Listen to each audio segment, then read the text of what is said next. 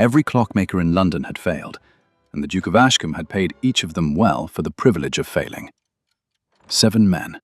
7 workshops smelling of oil and brass shavings. 7 pairs of spectacled eyes peering into the ruined heart of a long-case clock that had not kept time in 11 years, and would not, no matter what was offered, what was threatened, what was wept over in the small hours when His Grace believed no one could hear him. The clock stood in the north gallery of Ashcombe House, its case of black lacquered oak taller than a man, its face gone dull as an old coin, its hands frozen at 17 minutes past 4 on an afternoon in the spring of 1879. The exact hour, though he had never said so aloud to a living soul, that his wife had stopped breathing in the room above it. Evelina Marsh, 23, plain as a Tuesday and twice as overlooked, had not been sent for. She had come with the coal. Her father kept the modest shop on Renfrew Lane that supplied half the great houses of Mayfair with their fuel, and it was her father's cart she rode upon that grey Tuesday morning, because her father's back was bad, and someone needed to see the delivery counted properly, and no one in the Marsh household had ever thought to send the pretty daughter to count coal. That distinction, pretty, belonged entirely to her elder sister Constance, whose golden hair and easy laugh had secured her, the previous autumn, an engagement to a baronet's son, and whose beauty was spoken of on Renfrew Lane, the way other families spoke of a prize hog or a particularly fine harvest. Evelina was the other one, the clever one, when anyone bothered to notice, which was rarely, because cleverness in a plain woman was considered by most of London a cruelty of nature rather than a gift. She was standing in the servants' passage, counting sacks against her father's ledger, when she heard the shouting. Not shouting, precisely. A duke did not shout. But the voice that came rolling down the corridor from the north gallery carried a controlled, icy fury that silenced the entire lower floor. And Evelina, curious in the specific, incurable way that had gotten her thrown out of 2 governesses' schoolrooms for taking apart the mantel clock to see how it ticked, set down her ledger and went to look. "Then you may join the other 6, the Duke of Ashcombe was saying, to a clockmaker who was already gathering his tools with the haste of a man fleeing a burning building. "In your failure. Good day." He did not raise his voice. That was the terrible part of him she would come to understand, that he never needed to. Gideon Vane, 7th Duke of Ashcombe, was 33 and built like a closed door, tall and dark and utterly without warmth. And when he turned from the departing clockmaker and found a coal merchant's daughter standing uninvited in the doorway of his private gallery, his grey eyes moved over her exactly once, cataloguing and dismissing her in the same half-second, the way a man might note a chair out of place. "This is not a public gallery." "No, Your Grace." She should have curtsied and gone. She would turn this moment over for years afterward, the strange, stubborn impulse that kept her rooted instead. But that clock is a Tompion movement, isn't it? Or built to imitate one. The case certainly is. Something moved behind his eyes. Not warmth, nothing so generous as warmth, but a flicker of attention, swiftly suppressed. "You are the coal girl." "I am Evelina Marsh, Your Grace. My father supplies your coal. I supply the counting of it." She did not know, later, what madness let her add the next sentence, except that the clock had been calling to her from the moment she'd glimpsed its face. Its beautiful, broken, silent face. "May I look at the movement?" "No." The word landed like a closing lid. 7 men who have devoted their lives to horology have already looked at the movement, Miss Marsh, and each of them has told me the same thing. But whatever damage was done to this clock was done deliberately, by someone who understood its mechanism intimately, and that it cannot be undone. I do not require an 8th opinion from a coal merchant's daughter.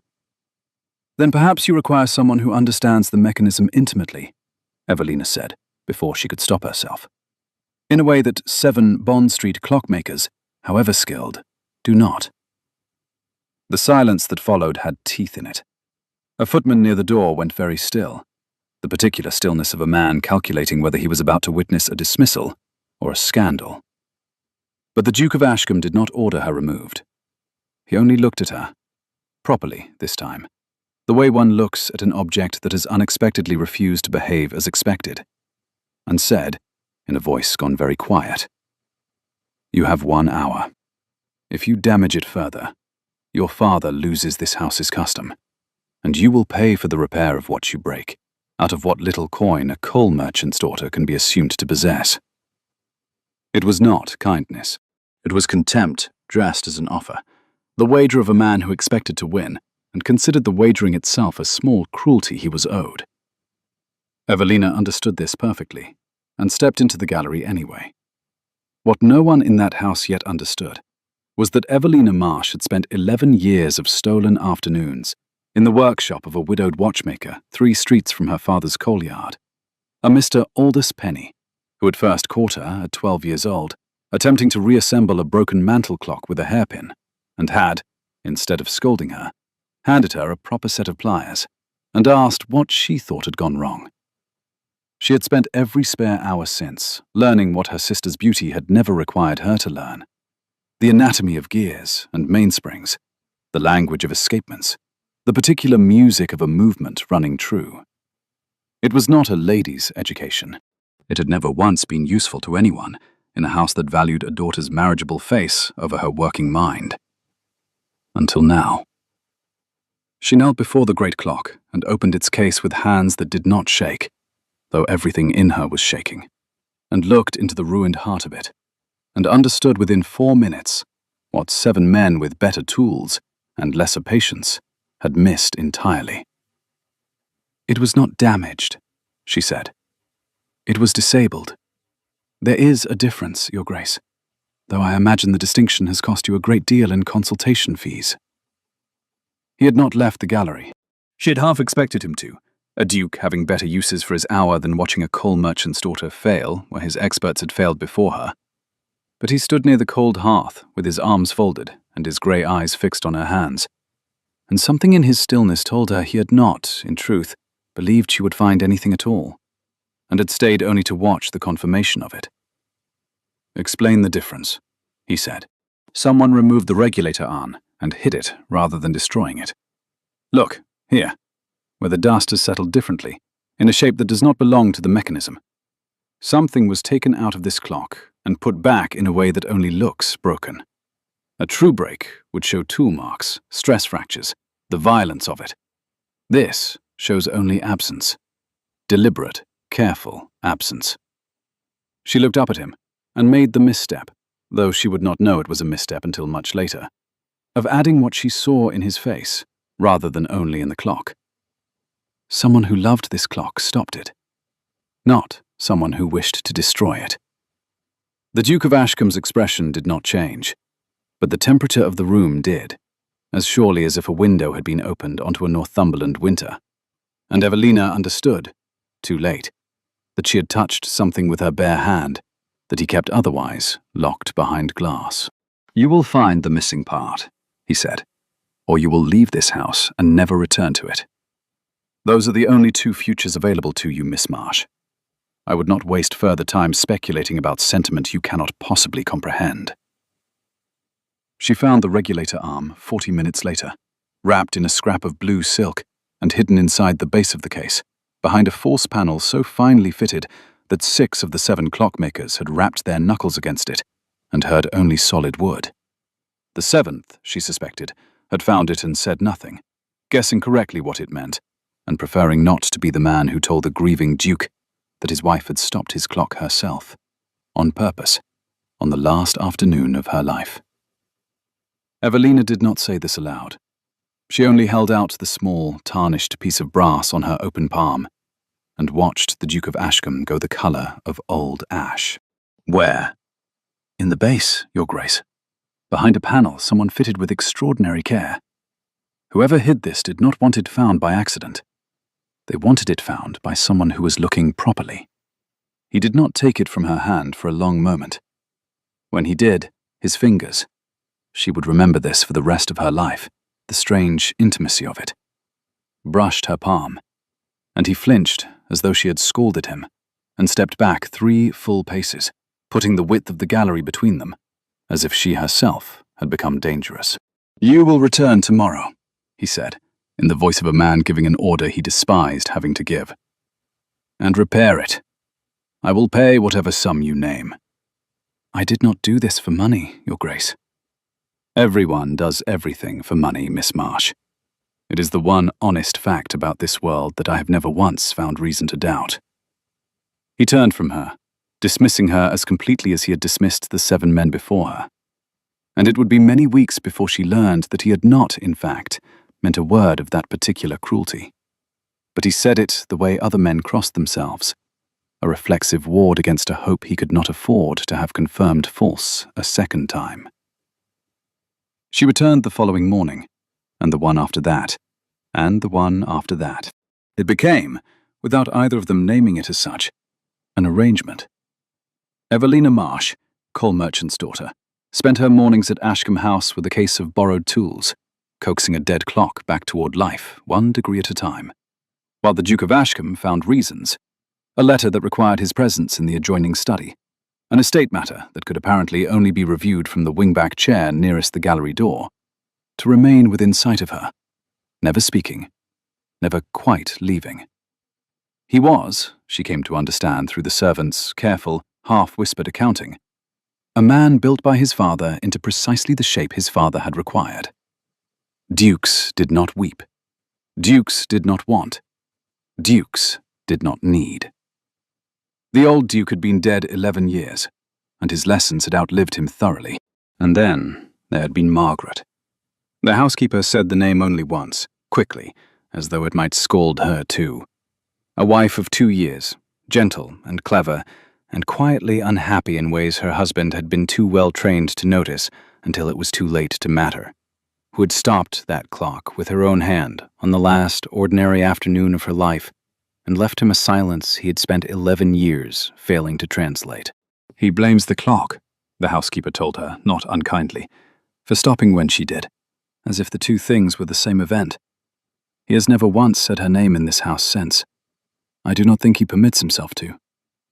There were other things the housekeeper told her, in the careful, half-reluctant way of a servant who has kept a house's secrets so long that the keeping has become a kind of loyalty in itself. That His Grace took his meals alone, even when guests were present, seated at the far end of a table built for 20. That he had dismissed 3 physicians in as many years for the crime of suggesting his grief had gone on longer than grief was generally permitted to. That the only room in Ashcombe House he had never once ordered redecorated, in 11 years of otherwise relentless renovation, was the gallery that held the clock. Evelina turned these facts over the way she turned over a movement she did not yet understand, searching for the place where all the small failures met and made a single, larger shape. She began to notice him noticing her. It was a small thing at first, the particular stillness that came over him when she spoke of the mechanism's history rather than its function. The way his gaze would rest a half-second longer than propriety required on her hands rather than her face, as though hands were a subject he had never before considered worth his attention, and had only lately discovered his error. He asked her, one grey morning, why she had never married. "I have not been asked, Your Grace." "That seems to me an insufficient explanation for a woman of your evident capabilities." "Capability is not generally considered a virtue men seek in a wife, Your Grace, whatever they may claim to seek in a clockmaker. My sister is considered the prize of the family. I am considered the useful one, which in most drawing rooms in London amounts to the same thing as being considered furniture. Reliable, expected to remain in its place, and rarely admired for its own sake." She said this without bitterness, only precision, the way she reported the condition of a mainspring, and she watched something flicker across his face that she would only later learn to recognize as recognition rather than pity. The particular shock of a man realizing that another person's cage bore an uncomfortable resemblance to his own. "I was admired for my title before I could speak in full sentences," he said, "and for nothing else, by anyone, until this gallery. I begin to suspect, Miss Marsh, that being valued for the wrong thing and being valued for nothing at all produce, in the end, remarkably similar damage." It was the closest he had come, in 3 weeks, to saying anything of substance about himself unprompted, and Evelina understood it for the offering it was. Small, guarded, almost accidental, the way a wary animal offers its throat by degrees rather than all at once. She did not press him further that day. Had anyone been watching closely, they might have seen that she had already begun, without quite permitting herself to name it, to treasure his silences as much as his words, the way a patient clockmaker learns to read as much meaning into the pauses between a movement's ticks as into the ticks themselves. By the 4th week, he had taken to reading in the gallery each morning, rather than merely sitting with his letters, a novel he did not appear to be making any progress through, and Evelina understood this too as a kind of confession, that he had run out of pretexts for his presence, and had simply stopped pretending he required one. The staff had noticed. The staff, she suspected, had noticed a very great deal before she had permitted herself to notice anything at all. And it was the butler, of all people, who first murmured, not to her, but near enough that she was plainly meant to hear it, that his Grace had not smiled inside that house since the old Duke's funeral, and had lately begun to do so with an alarming, unpracticed frequency that had put half the household staff into a state of quiet, hopeful vigilance. Evelina said nothing of this to the Duke, but she began, without entirely deciding to speak to the clock as she worked, the way Mr. Penny had taught her to speak to any troubled mechanism, softly, patiently, as though it could hear her and simply needed persuading. And she was midway through a sentence about the escapement's fatigue one grey Thursday morning, when she realized the Duke of Ashcombe was standing directly behind her, listening, and had been for some time. "You speak to it," he said, "as though it grieves. Everything that has been loved and then stopped seems to me to grieve a little, Your Grace. Clocks are only very patient hearts." She should have stopped there. She rarely did. "I don't imagine you'd disagree, if you allowed yourself to consider it properly." For the first time since she had entered his house, something in his face came apart. Not broken, precisely, but unguarded, the way a man's face goes unguarded for one unwatched second before he remembers he is being observed. He said nothing. He left the gallery without another word. But he did not send her away, and the following morning he was in the wing-back chair again before she arrived, as though he could not, in the end, bring himself to be elsewhere. It was Constance who noticed first, because Constance noticed everything that touched upon status, the way other women noticed weather. "You have colour in your cheeks that has nothing to do with coal dust," her sister observed one evening, over a meal their mother had stretched thin to feed 4 on a coal merchant's uncertain income. "The Duke of Ashcombe's household, is it? Mother says you go every day now." "I am repairing a clock, Constance. That is the whole of it." "Is it?" Constance's smile was the particular smile of a beautiful woman who has never once needed to develop patience, because patience had never once been asked of her. "Take care, Evie. Men like that do not marry coal merchants' daughters. They amuse themselves with them, and then they marry someone suitable, and the coal merchant's daughter is left holding whatever was broken in the exchange." She said it not out of cruelty, exactly, but out of the specific, unthinking confidence of a woman who had never had to calculate her own worth, because the world had always calculated it for her, favorably, without being asked. Evelina did not answer. But the words lodged in her, the way a splinter lodges, invisible until pressed upon, and pressed upon constantly, in the weeks that followed, by every small comment the Duke's own household made about her presence there. By the 3rd week, the movement was singing again, true and even, though she had not yet set it running. Some instinct held her back, the sense that starting the clock again was a larger act than merely repairing it, an act that belonged to him, and not to her tools. She told him so, plainly, on a morning when the London fog pressed grey against the gallery windows. "It is ready, Your Grace. I have done everything a clockmaker can do to a movement. What remains is the setting of the hands and the first winding, and I find I do not wish to do that without your leave. Some things ought to be started by the person who stopped them, in whatever way they stopped them, even at one remove. You presume a great deal about what I wish. I presume only what I have watched for 3 weeks, Your Grace. You have sat in that chair every morning I have worked, though you have letters and an estate and, I am quite certain, better uses for a duke's hours than watching a coal merchant's daughter clean brass. I do not think a man does that for a clock he does not love. I think he does it for what the clock keeps time for. It was, she understood even as she said it, the most reckless sentence she had spoken in 3 weeks of increasingly reckless sentences, and she watched him absorb it, the way a man absorbs a blow he has been half expecting and dreading regardless. "My wife stopped that clock," he said, and his voice, for the first time since she had known him, held no ice in it at all, only a flatness that was worse than ice, the flatness of a wound too old and too deep to have ever properly closed. On the afternoon she died. I do not know why. I have spent 11 years constructing theories and burning every one of them before it could take root, because every theory ends in the same unbearable place, that she was unhappy, and I did not see it. And the last thing she did with her hands in this house was to make certain that no one else would ever be able to make time move forward in this room again. I had it looked at 7 times, Miss Marsh, not because I wished it mended, because I wished each time to be told that it could not be. That would have absolved me of the question of what it means that it can. And what does it mean? That she meant something by it. Something I was never clever enough, or present enough, or kind enough to have deserved to understand, while she was alive to explain it to me.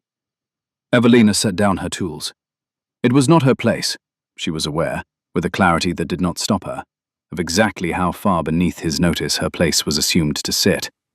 But she rose from her knees and crossed the small distance between them, close enough to see that his grey eyes, up near, were not cold at all, had perhaps never been cold, only guarded, the way a man guards a wound he has been told his whole life he is not permitted to have.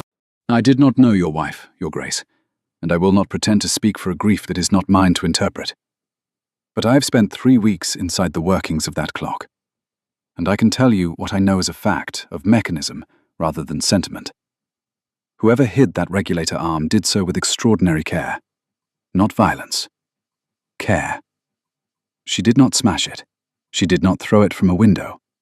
She opened the case, as gently as I have opened it every morning since, and she hid a small piece of brass in silk, in a place built to be found only by someone who looked with patience rather than force. I cannot tell you what was in her heart, but I can tell you what was in her hands, and her hands were careful, Your Grace. Careful hands do not belong to a woman executing an act of despair against the man she loved. They belong, I think, to a woman who wanted to be understood, eventually, by someone patient enough to look. He did not speak for a long time. When he did, his voice had cracked open in a way she suspected he had not permitted it to crack in 11 years. Not once. Not even alone. "You cannot know that." "No. But it is the truth the mechanism tells. And I have spent my whole life learning to trust what mechanisms tell me, over what convenient cruelty tells me instead, Your Grace. Because mechanisms do not flatter and do not punish. They only show what is true." He turned from her and stood a long while facing the cold hearth, his shoulders held with the particular rigidity of a man refusing, by main force of will, to let a stranger witness him weep. And it would be many weeks before Evelina learned, from the housekeeper, that he had in fact wept that night, alone, for the first time since the funeral, and had ordered no one to disturb him until morning. He said nothing further to her that day. But the following morning, he was in the wing-back chair before dawn had fully broken, and he watched her set the hands to the correct hour with an attention so absolute, it felt, to Evelina, like being witnessed for the very first time in her life by someone who was not measuring her against her sister's beauty, or her family's modest income, or anything at all, except the plain fact of what her hands could do. The clock began to tick at 11 minutes past 9 on a Tuesday morning in June, and the sound it made, small, ordinary, entirely unremarkable to anyone who had not spent 11 years listening to its silence, undid something in the Duke of Ashcombe that 7 Bond Street clockmakers and every physician in London had failed to reach in over a decade. He wept. Not loudly, not for long, but openly, in front of her, which she understood, from the way the footman near the door went white and fled the room entirely, was a thing that had genuinely never happened before in that house, not once, not in living memory. And she did the only thing her hands knew how to do in the presence of a mechanism finally running true. She stood very still and did not touch him, and let him have his hour without witness, pretending not to be witness. It should have ended there, in the ordinary way such stories end for coal merchants' daughters. A duke's momentary weakness, gratefully concluded, generously compensated, and quietly forgotten by autumn. Constance certainly believed it would, and said so more than once, with the specific confidence of a woman who had never had cause to be wrong about how the world disposed of women like her sister. But the Duke of Ashcombe did not send her away. He began, instead, to seek out her company, for reasons that had nothing at all to do with clocks. Asking her opinion on estate matters she had no formal standing to be asked about, walking with her in the gallery long after the clock's repair was complete, and there was no longer any professional reason for her presence there at all. It was the housekeeper who noticed, before Evelina permitted herself to, that His Grace had begun, for the first time in 11 years, to look like a man who woke each morning wanting something, rather than merely enduring the requirement of waking. It was Constance's own scheme in the end that nearly ruined it. A letter written to a society column under a false hand, revealing that the Duke of Ashcombe had been closeted daily for weeks with a coal merchant's plain daughter. Intended, Evelina understood only later, to force the Duke's hand towards scandal, and thereby toward a hasty, humiliating dismissal that would leave the field clear for a more suitable match. For Constance had set her own sights, by then, on the Duke's notice, and could not comprehend a world in which he had looked past her beauty toward her sister's hands instead. The column ran on a Thursday. By Friday morning, half of Mayfair believed the Duke of Ashcombe had taken a coal merchant's daughter as his mistress, and the other half believed worse. And Evelina's mother wept over the breakfast table, in a way that made plain how thoroughly the family's modest standing could be undone by a single unkind paragraph in a single unkind column. Her father said nothing at all, which frightened her more than any scolding could have, because her father's silences had always meant a grief too large for words. The same silence he had worn the week the coal contract with Ashcombe House had first seemed, briefly, imperiled by rumour before it was renewed. Evelina arrived at Ashcombe House that morning prepared to resign her position before she could be dismissed from it, her pride the only possession she still owned outright. She did not reach the gallery. The Duke met her in the hall, and for the first time since she had known him, he looked less like a duke than like a man who had spent the previous night in genuine fear of losing something, and had not slept for the fearing of it. "I have had a letter from your father," he said, "informing me with considerable distress that you intend to withdraw from this house, rather than see my name further sullied by association with yours. I would like you to understand something before you do anything so foolish, Miss Marsh." He drew a breath, the particular breath of a man about to say a thing he has spent 11 years training himself never to say. "You did not sully my name. You are the only true thing that has entered this house since Margaret died. I've spent 11 years believing that warmth was a luxury my position could not afford, and you walked into my gallery uninvited and proved, within a single hour, in front of a clock and my own considerable arrogance, that I had simply never once been patient enough to look for it properly. I am not offering you employment, Miss Marsh. I find I no longer know how to say this in any language a duke is permitted to use in public, so I will simply say it plainly, as you have always said everything to me. I do not want you to leave this house. I want you to remain in it as my wife, for as long as either of us shall have the good fortune to keep time in it together. Your Grace, I am aware of what London will say. I have never in 11 years cared less for what London says than I do at this moment." His grey eyes, no longer cold, no longer guarded, held hers with the same absolute attention he had once given only to a broken clock. "You told me that careful hands do not belong to despair. I'm asking you now to trust that the same is true of my own, that what I am offering you is not the reflexive gratitude of a man who wept once in your presence, but the considered choice of a man who has, for the first time in a decade, found something in his life he is not willing to lose through cowardice or pride. Evelina Marsh, 23, coal merchant's daughter, plain as a Tuesday, and overlooked her whole life by a world that had only ever measured her sister's face, looked at the Duke of Ashcombe's outstretched hand, and understood that this, finally, was a mechanism she did not need to examine for hidden damage. It ran true. She had built it herself, gear by patient gear, across 3 weeks of grey mornings, and she trusted her own work.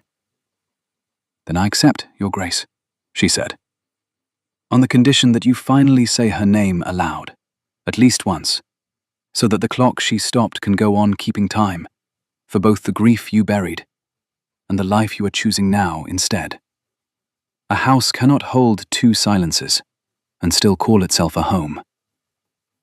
He said it. Margaret. Once, quietly, in the gallery where the clock now kept perfect time, and something in his face loosened that had been locked for 11 years. And Evelina understood that she had not replaced a grief. She had simply, patiently, made room beside it for something new to grow. They were married that autumn, quietly, without the spectacle Mayfair had confidently predicted would attend any scandal of theirs.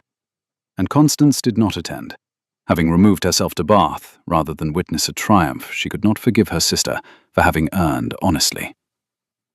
The Duchess of Ashcombe kept, for the whole of her long life, a small case of watchmaker's tools in the drawer of her writing desk, and was known, in later years, to mend the timepieces of tenants and tradesmen alike with her own 2 hands, refusing payment, saying only that some debts were better paid in patience than in coin.